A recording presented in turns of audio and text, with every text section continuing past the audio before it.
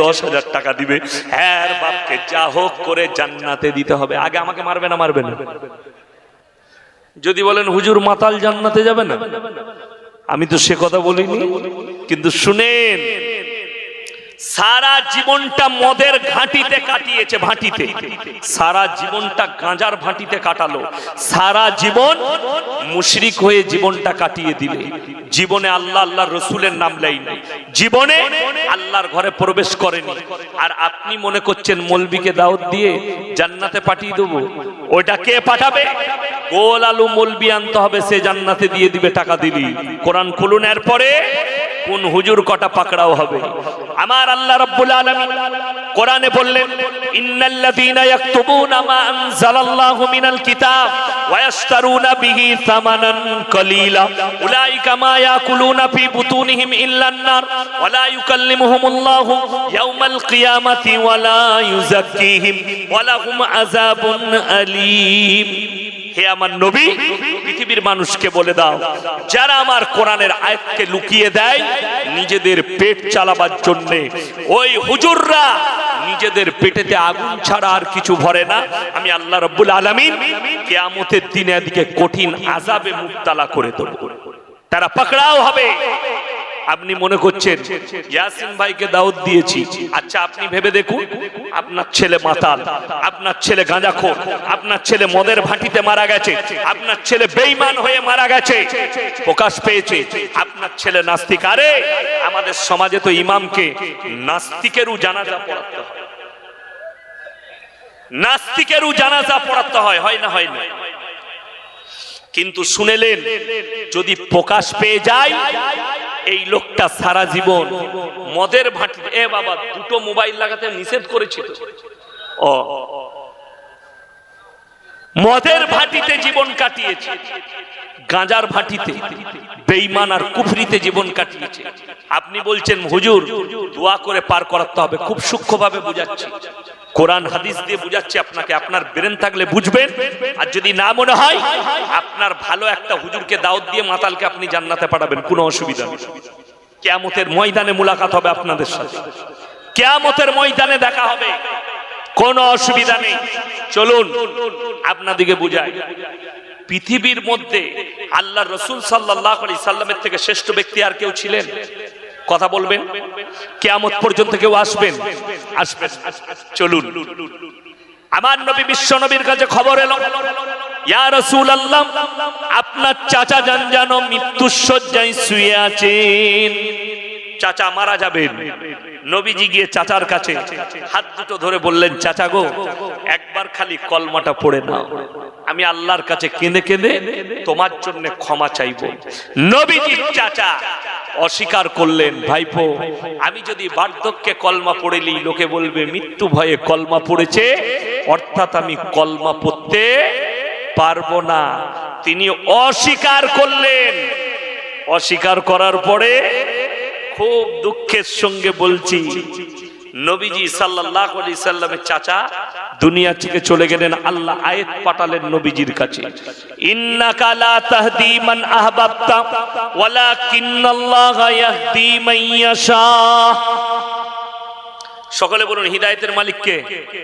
আরো জোরে বলুন কে? একমাত্র আল্লাহ রাব্বুল আলামিন। আল্লাহ বললেন, হে আমার বিশ্ব নবী, হিদায়াতের দপ্তরটা আমার আল্লাহর হাতে, তুমি যাকে ইচ্ছা করো তাকে হিদায়াত দিতে পারো না, আমার ইচ্ছা নেই।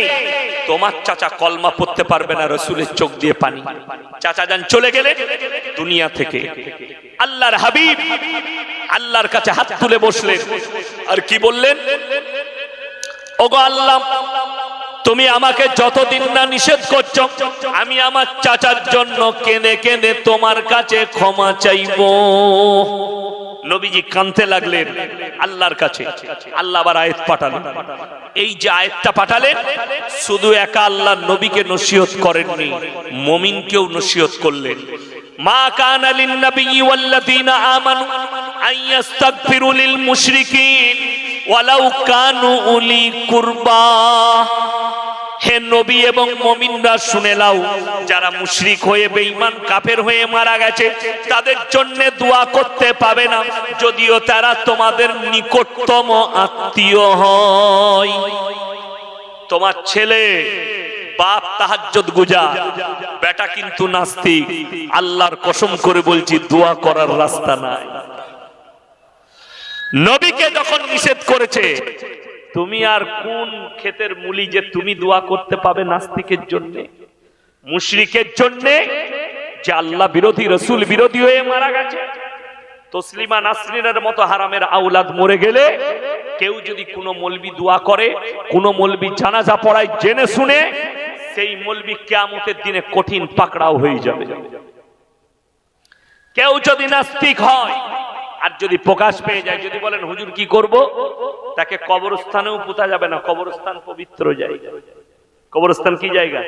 পবিত্র জায়গা। না পাক লোককে কি করে পুঁতবে?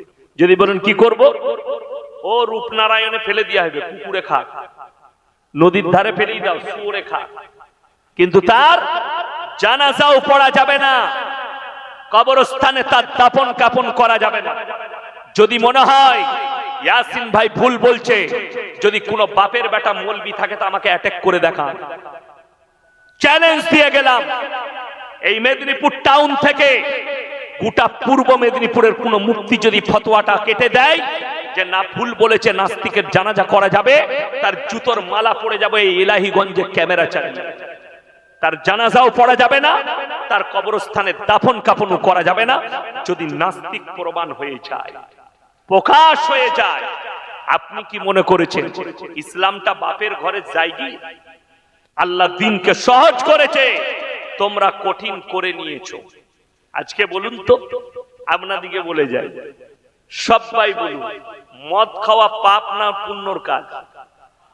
সবাই জানে না? জানে না হারাম? এখানে একজন হাত তুলেন তো, কে আছেন যে আমি জিন্দেগিতে জানি না যে মদ খাওয়া হারাম? এরকম লোক পাওয়া যাবে বর্তমানে? পাওয়া যাবে না। একটা চাষি লোক স্কুলের মুখ দেখেনি, সেও জানে মদ খাওয়া হারাম। জানে না? জানে না। মদ স্পর্শ করা হারাম, সে জানে। গাঁজা হারাম, এটা জানে। কিন্তু গাঁজা জানেন, গাঁজা নিয়ে একটু ব্যাপার আছে। বাংলাদেশের কিছু গাঁজাখোর মাল বেরিয়েছে, তারা বলছে সিদ্ধি গাছ। এ হুজুররা কিছুই জানে না, ওটা খেলে মনের শান্তি পাওয়া যায়, সিদ্ধি গাছ। তাই কি করতে হবে? ওটা খাওয়া যাবে। জোরে বলুন নাউজুবিল্লাহ। হারাম, মদ খাওয়া হারাম, গাঁজা খাওয়া হারাম, মুসলিম জানে। সুদ খাওয়া হারাম, মুসলমান জানে। খাই না, খাই না, সুদও খাচ্ছে, গাঁজাও খাচ্ছে, মদও খাচ্ছে, সব হারাম জানে। যেমন লটারির টিকিট হালাল না হারাম? কথা বলে। আচ্ছা, লটারির টিকিটে যদি বরকত থাকতো, তাহলে আমরা মৌলবীরা সব থেকে সমাজে কম বেতন কার? কথা বলেন। ইমামদের। সব থেকে কম বেতন ইমামদের। তো আমরা ছেড়ে দিতাম, প্রত্যেকদিন 5টা করে লটারি কাটতাম তো আমরা। কথাটা বুঝতে পারেন? কে বললে লটারিতে বরকত আছে? লটারি এই জন্য হারাম, সকলে বলুন ভাগ্যের মালিক কে? আরো জোরে বলুন কে? আল্লাহ। তুমি তাহলে নিজে কি করে ভাগ্য পরীক্ষা করছো? ভাগ্য পরীক্ষা যারা করে, গণককারের কাছে যারা হাত দেখাবে, তাদের ঈমান ধ্বংস হয়ে যাবে। কেন? ভাগ্যের মালিক একমাত্র আল্লাহ। তোমার তকদিরে যেটা আছে তুমি অবশ্যই পাবে। তোমার তকদিরে যেখানে মৃত্যু লেখা আছে অবশ্যই মৃত্যু ঘটবে।